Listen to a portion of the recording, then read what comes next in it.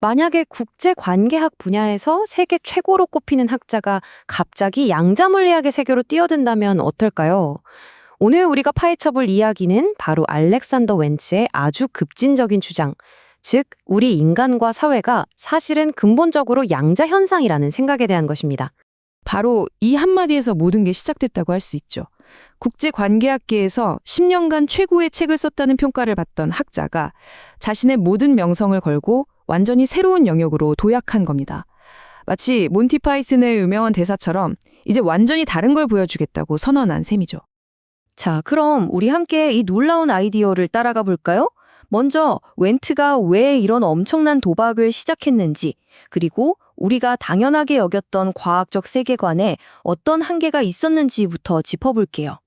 그리고 나서 그의 가장 대담한 주장, 즉 우리가 걸어다니는 파동함수라는 건 대체 무슨 뜻인지 그 근거는 뭔지 파헤쳐 볼 겁니다.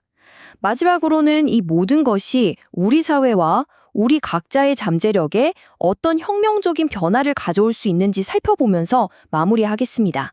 자, 그럼 가장 먼저 드는 질문부터 시작해보죠.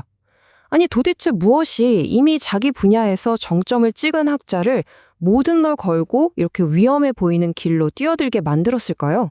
우선 웬트가 어떤 사람이었는지부터 알아야 해요. 그는 그냥 평범한 학자가 아니었습니다.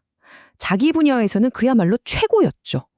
그가 몸담았던 국제관계학이라는 학문은요, 기본적으로 물질적인 힘이나 국가 이익 같은 아주 현실적인 것들을 중심으로 세상을 분석하는 분야입니다. 그가 보여준 변화는 정말이지 극적입니다. 한쪽에는 그에게 10년간 최고의 책이라는 어마어마한 명성을 안겨준 주류 사회과학의 대표작이 있죠. 그런데 다른 한쪽에는 그 모든 명성을 걸고 뛰어든 물리학과 사회과학을 하나로 합치겠다는 거대한 야망이 있습니다. 그 자신조차 이걸 학자 경력의 도박이라고 불렀을 정도니까요. 아니, 도대체 왜 그랬을까요? 그 동기를 알려면 우리가 세상을 이해하는 아주 기본적인 틀, 그러니까 표준적인 과학, 고전 물리학의 근본적인 한계를 들여다봐야 합니다. 보통 사회과학에서는 이렇게 생각하잖아요. 양자역학? 그거 원자보다 작은 세계에서나 일어나는 이상한 현상이지 우리처럼 큰 존재들, 인간이나 사회를 이해하는 데는 아무 상관없어.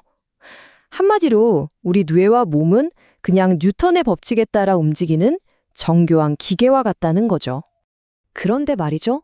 여기서 정말 큰 문제가 생깁니다. 모든 것이 예측 가능한 기계 부품처럼 돌아가는 이 세계관 속에서 지금 우리가 느끼는 이 생생한 느낌, 생각, 감정, 즉 의식은 도대체 어디에 들어갈 자리가 있는 걸까요? 정답은 들어갈 자리가 없다는 겁니다. 이게 핵심이에요. 고전적인 세계관은 우리 존재의 가장 근본적인 부분인 의식을 설명할 수가 없어요. 마치 모든 걸 설명한다는 이론에서 가장 중요한 바로 나라는 존재를 쏙 빼놓은 것과 같죠. 웬트는 바로 이 거대한 구멍을 정면으로 마주한 겁니다. 자, 이 엄청난 문제에 대해 웬트는 어떤 대답을 내놓았을까요? 정말 대담한 해결책인데요. 바로 우리 자신을 완전히 새로운 방식으로 보자는 겁니다. 그의 핵심 주장은 바로 이겁니다. 우리는 걸어다니는 파동함수다. 좀 충격적으로 들리시나요? 그는 우리가 톱니바퀴처럼 움직이는 기계가 아니라 살아있는 양자 시스템, 다시 말해 걸어다니는 파동함수라고 단언합니다. 파동함수 말이 좀 어렵죠? 쉽게 한번 생각해 보자고요. 양자 세계에서는요, 어떤 것을 관측하기 전까지는 A도 아니고 B도 아닌 A일 수도 있고 B일 수도 있는 모든 가능성이 동시에 존재하는 상태입니다. 마치 공중에서 뱅글뱅글 돌고 있는 동전 같다고 할까요? 웬트는 우리의 생각, 감정, 심지어 우리 존재 자체가 바로 이런 가능성의 구름과 같다고 말하는 겁니다. 물론 아니 이게 무슨 공상과학 같은 소리냐 하실 수도 있겠죠. 저도 처음엔 그랬으니까요. 그럼 멘트가 도대체 어떤 근거들로 이렇게 과감한 주장을 뒷받침하는지 한번 들어보시죠. 웬트는 크게 세 가지 다른 분야에서 단서들을 끌어옵니다. 바로 양자 생물학, 양자 결정 이론, 그리고 양자 의식 이론인데요. 이 세 가지가 바로 그의 주장을 떠받치는 기둥이라고 할 수 있어요. 첫 번째 단서는 양자생물학입니다. 예전에는 과학자들이 생명체는 따뜻하고 축축해서 아주 섬세한 양자 효과 같은 건 일어날 수 없다고 생각했어요.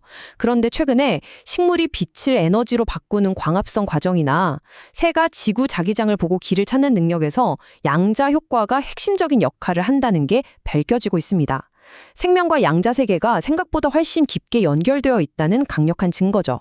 이게 진짜 재미있는 부분인데요. 특히 사회과학자들한테는요. 바로 인간의 선택입니다. 경제학 같은 데서는 오랫동안 인간의 어떤 행동들을 비합리적인 실수나 버그로 취급해 왔어요.